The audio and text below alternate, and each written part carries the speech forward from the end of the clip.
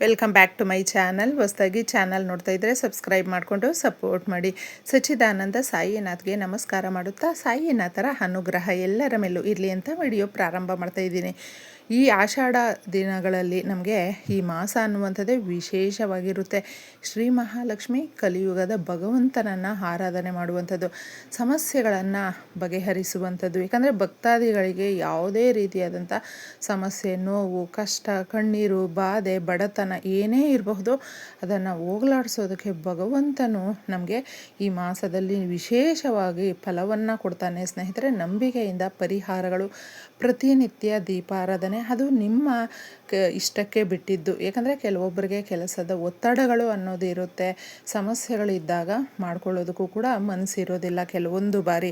ಆದರೆ ಈ ಪರಿಹಾರವನ್ನು ಶುಕ್ರವಾರ, ಆಷಾಢ ಶುಕ್ರವಾರ ಲಕ್ಷ್ಮೀಯ ವಾರ ಅಂತ ಹೇಳ್ತೀವಿ, ಲಕ್ಷ್ಮೀ ದೇವಿಗೆ ತುಂಬ ಪ್ರೀತಿಕರವಾಗಿರುವಂಥ ಪರಿಹಾರಗಳನ್ನು ನಾವು ಮಾಡಿಕೊಂಡಾಗ ನಮ್ಮ ಬೀರುವ, ನಮ್ಮ ಕಪಾಟು, ನಾವು ಏನು ಒಡವೆಗಳನ್ನು ಇಡ್ತೀವಿ, ಜೋಪಾನವಾಗಿ ಬೆಲೆ ಬಾಳುವಂಥ ವಸ್ತುಗಳನ್ನು ಜೋಪಾನ ಮಾಡಿ ಇಡ್ತೀವಿ ನೋಡಿ, ಆ ಜಾಗ ಅನ್ನುವಂಥದ್ದು ಶ್ರೀ ಮಹಾಲಕ್ಷ್ಮಿ ನೆಲೆಸುವಂಥ ಜಾಗ. ಏಕೆಂದರೆ ನಾವು ಎಷ್ಟು ಹುಷಾರಾಗಿ ದುಡ್ಡನ್ನು, ಒಡವೆಗಳನ್ನು, ಬೆಲೆ ಬಾಳುವ ವಸ್ತುಗಳನ್ನು ಜೋಪಾನ ಮಾಡಿಟ್ಟಿರ್ತೀವಿ, ಅದು ಎಲ್ಲವೂ ಕೂಡ ನಮಗೆ ಇನ್ನೂ ಡಬಲ್ ಆಗಬೇಕು, ಅಭಿವೃದ್ಧಿ ಆಗಬೇಕು. ನಮ್ಮ ಮನೆಯಲ್ಲಿ ಒಂದಲ್ಲ ಒಂದು ರೀತಿಯಲ್ಲಿ ಎಷ್ಟೋ ಜನ ಕೈ ತುಂಬ ದುಡ್ಡು ಬರುತ್ತೆ, ಆದರೆ ದುಡ್ಡೇ ನಿಲ್ಲೋದಿಲ್ಲ, ಖರ್ಚುಗಳು ಜಾಸ್ತಿ ಇರುತ್ತೆ, ಸಮಸ್ಯೆಗಳು ತುಂಬ ಇರುತ್ತೆ, ಮನೆಯಲ್ಲಿ ಯಾಕೋ ಬಡತನ ಕಾಡ್ತಾ ಇದೆ, ಏನು ಮಾಡಬೇಕೋ ತೋಚ್ತಾ ಇಲ್ಲ ಅನ್ನುವಂಥವರು ಸಿಂಪಲ್ಲಾಗಿ ಸ್ನೇಹಿತರೆ, ಯಾಕಂದರೆ ಈ ಪರಿಹಾರಕ್ಕೆ ನಮಗೆ ಬೇಕಾಗಿರುವಂಥದ್ದು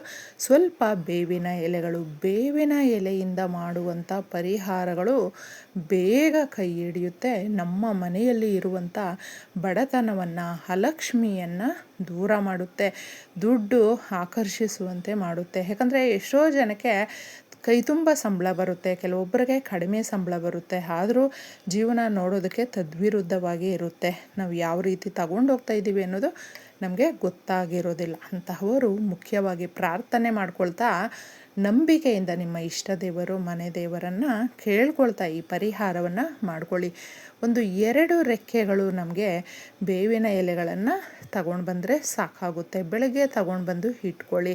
ಎಲ್ಲ ಕಡೆ ನಮಗೆ ಬೇವಿನ ಎಲೆಗಳು ಅನ್ನುವಂಥದ್ದು ಸಿಕ್ಕೇ ಸಿಗುತ್ತೆ. ಇದು ಹಣಕಾಸಿಗೆ ಸಂಬಂಧಪಟ್ಟಂಥದ್ದು. ಎಷ್ಟೋ ಜನಕ್ಕೆ ಸಾಲಕ್ಕೆ ಗುರಿಯಾಗಿರ್ತಾರೆ, ಬಡ್ಡಿ ಕಟ್ಟೋದಕ್ಕಾಗದೆ, ಸಾಲವನ್ನು ತೀರಿಸ್ಕೊಳ್ಳೋದಕ್ಕಾಗದೆ, ಒಡವೆಗಳನ್ನು ತಗೊಂಡೋಗಿಟ್ಟಿರ್ತಾರೆ, ಬಿಡಿಸ್ಕೊಳ್ಳೋದಕ್ಕಾಗಿರೋದಿಲ್ಲ. ಅವರು ಕೂಡ ಈ ಪರಿಹಾರವನ್ನು ಮಾಡಿಕೊಂಡ್ರೆ ತುಂಬ ಉತ್ತಮವಾದಂಥ, ಶೀಘ್ರವಾಗಿ ಪರಿಹಾರ ಇದಕ್ಕೆ ರಿಸಲ್ಟನ್ನು ಕೊಡುತ್ತೆ. ಒಂದು ಬೌಲನ್ನು ತಗೊಳ್ಳಿ, ಅದಕ್ಕೆ ನೀವು ಒಂದು 2-3 ರೆಕ್ಕೆಗಳು, ಇಲ್ಲಾಂದರೆ ಒಂದು ಮುಷ್ಟಿಯಷ್ಟು ನೀವು ಬೇವಿನ ಎಲೆಗಳನ್ನು ಹಾಕಿದ್ರೂ ಆಯಿತು. ಈ ಥರ ಹಾಕಿದ ಮೇಲೆ ಬೇಗ ನಮ್ಮ ಮನೆಯಲ್ಲಿ ಇರುವಂಥ ನೆಗೆಟಿವನ್ನು ಅಬ್ಸರ್ವ್ ಮಾಡಿಕೊಳ್ಳುವಂಥ, ಸಮುದ್ರ ಗರ್ಭದಲ್ಲಿ ಸಿಕ್ಕಿರುವಂಥ ಕಲ್ಲುಪ್ಪು ಲಕ್ಷ್ಮೀ ದೇವಿಗೆ ತುಂಬ ಇಷ್ಟ ಆಗುತ್ತೆ.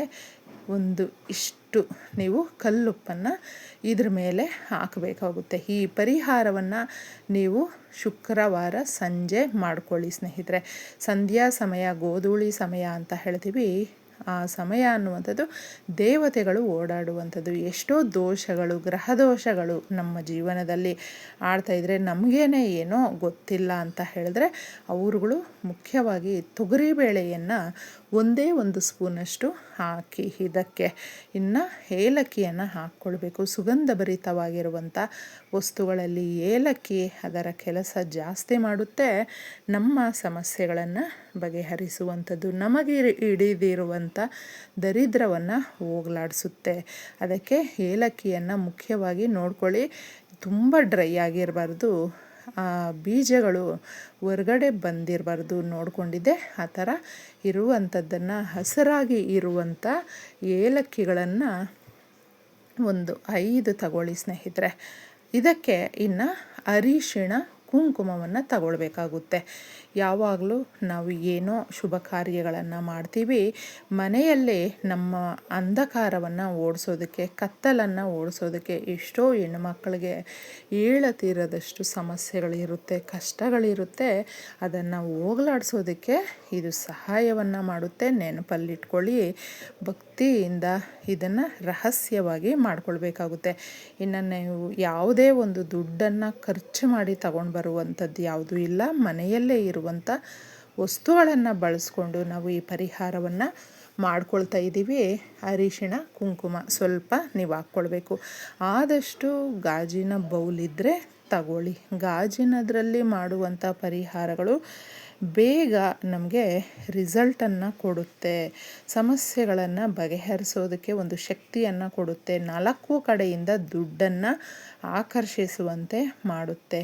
ಹಣವನ್ನು ಗಳಿಸ್ಕೊಳ್ಬೇಕು ಅಂದರೆ ಬಹಳ ಕಷ್ಟ ಇರುತ್ತೆ ಸ್ನೇಹಿತರೆ. ಅದನ್ನು ಮತ್ತೆ ನಾವು ಉಳಿಸ್ಕೊಳ್ಬೇಕು, ಜಾಸ್ತಿ ಖರ್ಚು ಮಾಡದೆ ಅದನ್ನು ಇನ್ನೇನೋ ಒಂದ್ರ ಮೇಲೆ ಇನ್ವೆಸ್ಟ್ ಮಾಡಬೇಕು, ಡಬಲ್ ಮಾಡಬೇಕು ಅನ್ನುವಂಥದ್ದು ಇರುತ್ತೆ ಎಷ್ಟೋ ಜನಕ್ಕೆ.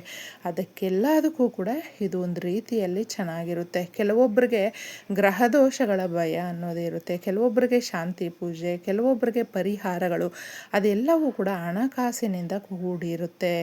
ದೇವಸ್ಥಾನಕ್ಕೆ ಹೋದಾಗ ನಮ್ಮ ಗ್ರಹದೋಷಗಳಲ್ಲಿ ಏನೋ ಒಂದು ಆ ದೋಷಗಳಿದ್ದಾಗ ಅದಕ್ಕೆ ಶಾಂತಿ ಪೂಜೆಗಳು, ಪರಿಹಾರಗಳು ಅಂತ ಹೇಳ್ತಾರೆ, ಮಾಡ್ಕೊಳ್ಬಹುದು.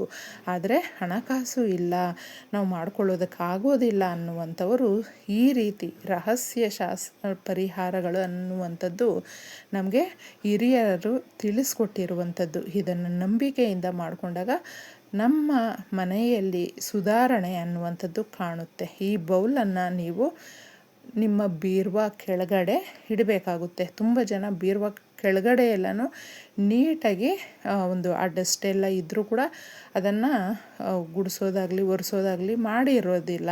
ಆದರೆ ಅದನ್ನು ನೀಟಾಗಿ ಮಾಡಿಕೊಂಡು ತದನಂತರ ಆ ಜಾಗದಲ್ಲಿ ನೀವು ಇಡಿ ಸ್ನೇಹಿತರೆ. ಈ ಥರ ಇಟ್ಟು ಕೇಳ್ಕೊಳ್ಳೋದ್ರಿಂದ ನಮ್ಮ ಸಮಸ್ಯೆಗಳು ಅಂದರೆ ನಮಗೆ ಎಷ್ಟೋ ಜನಕ್ಕೆ ಒಡವೆಗಳನ್ನು ಜೋಪಾನ ಮಾಡೋದಕ್ಕಾಗೋದಿಲ್ಲ, ಹಣವನ್ನು ಜೋಪಾನ ಮಾಡೋದಕ್ಕಾಗೋದಿಲ್ಲ, ಹೇಗೋ ಹೋಗ್ತಾಯಿದೆ, ಕಳ್ತನ ಆಗ್ತಾಯಿದೆ ಅಥವಾ ಮನೆಯಲ್ಲೇ ಖರ್ಚುಗಳಾಗ್ತಾಯಿದೆ, ತಗೊಳ್ತಾ ಇದ್ದಾರೆ ಮನೆಯವರೇ ಅಂತ ನಮಗೆ ಬೇಸರ ಆಗ್ತಾ ಇರುತ್ತೆ.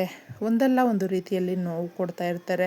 ಅದನ್ನು ಹೋಗಲಾಡಿಸೋದಕ್ಕೆ, ನೆಮ್ಮದಿ ಶಾಂತಿಯನ್ನು ಪಡ್ಕೊಳ್ಳೋದಕ್ಕೆ, ಅಭಿವೃದ್ಧಿಯನ್ನು ಪಡ್ಕೊಳ್ಳೋದಕ್ಕೆ ಇದು ತುಂಬ ಸಹಾಯ ಮಾಡುತ್ತೆ. ಇಷ್ಟನ್ನು ನೀವು ಬೌಲನ್ನು ಬೀರುವ ಕೆಳಗಡೆ ಇಟ್ಟು ಅದನ್ನು ಪೂರ್ತಿಯಾಗಿ ಸ್ನೇಹಿತರೆ 1 ವಾರ ಬಿಟ್ಟುಬಿಡಿ. ಎಷ್ಟೋ ಜನಕ್ಕೆ ಹಲವಾರು ಕೋರಿಕೆಗಳಿರುತ್ತೆ, ಅದನ್ನು ನೆರವೇರಿಸೋದಕ್ಕೆ ಇದೊಂದು ದಾರಿಯನ್ನು ಸೂಚಿಸುತ್ತೆ. ತದನಂತರ 1 ವಾರ ಆದಮೇಲೆ ಕವರಲ್ಲಿ ನೀವು ಹಾಕ್ಕೊಂಡಿದ್ದೆ ಎಲ್ಲಾದರೂ ಹರಿಯುವ ನೀರು, ಹಸಿರು ಗಿಡಗಳು ತುಳಿಬಾರ್ದು ಅಷ್ಟೇ. ನಮ್ಮ ಮನೆಯಲ್ಲಿ ಇರುವಂಥ ನಕಾರಾತ್ಮಕ ಶಕ್ತಿಗಳನ್ನು ನಾವು ಎಳ್ಕೊಂಡೋಗಿ ಹಾಕ್ತಾ ಇರ್ತೀವಿ. ಇಷ್ಟನ್ನು ಮಾಡ್ಕೊಳ್ಳಿ,